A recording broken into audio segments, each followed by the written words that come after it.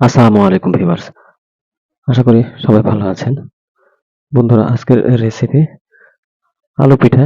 ১ম আলু সিদ্ধ করে আমি হাত দিয়ে ভালো করে মুথে নিব। তারপর দিয়ে দেব স্বাদমতো লবণ, বেকিং সোডা ১/২ চা চামচ এবং ১ প্যাকেট স্বাদে মিশালি দিয়ে আমি ৩ থেকে ৪ চামচ ময়দা বা আটা দিয়ে দিলাম। দিয়ে আমি ভালোভাবে বেলে নেব। বেলার পরে এভাবে কেটে নেওয়া। দেখুন বন্ধুরা এভাবে পাট করে কেটে নিতে হবে। কেটে নেওয়ার পরে এই যে ভাজার যে ছাঁকনি, এই ছাঁকনি দিয়ে একটু করে চাপ দিলে এরকম ফুলের মতো দাগ হবে। পিঠাটা অপূর্ব দেখতে সুন্দর হবে। এই যে দেখুন কেটে নেওয়া হয়ে গেছে। বন্ধুরা আমার পিঠে কাটা হয়ে গেছে। এখন আমি ভেজে নিব। দেখুন বন্ধুরা ধাপ কিভাবে ছেড়ে দিলাম। ভেজার পরে এখন ওলটপালট করে ভালোভাবে লাল করে ভেজে নেব। আমার ভাজা শেষ হয়ে গেছে। দেখুন বন্ধুরা একটু উঠিয়ে নিলাম। আমি আরো এক চালান পিঠা দিয়ে দিলাম। ২য় বার পিঠা হয়ে গেছে। এখন উঠিয়ে নিলাম। দেখতে খুব অপূর্ব সুন্দর হয়েছে। সাথে একটু খেয়ে দেখব। সাথে একটু সস নিয়েছি।